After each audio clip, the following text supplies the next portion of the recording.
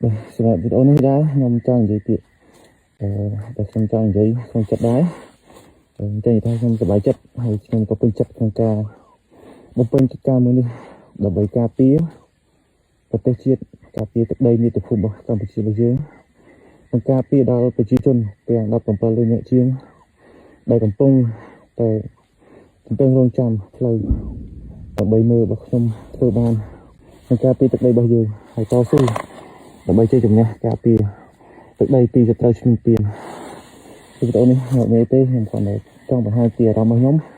ខ្ញុំសប្បាយចិត្តដែលខ្ញុំបានបំពេញកិច្ចការមួយនេះបំពេញកិច្ចការមួយនេះដើម្បីការពារទឹកដីរបស់យើងពីសត្រូវឈ្លានពាននិងការពារដល់បងប្អូនប្រជាពលរដ្ឋទាំងអស់គ្នាចឹងខ្ញុំសប្បាយចិត្តមែនទែនចឹងជីវិតខ្ញុំអត់ស្ដាយទេឲ្យតែខ្ញុំបានការពារទឹកដីរបស់ខ្ញុំនិងការពារប្រជាជនរបស់ខ្ញុំចឹងវីដេអូនេះគឺមានតែប៉ុណ្ណឹងមានតែមេរៀន10អរគុណច្រើន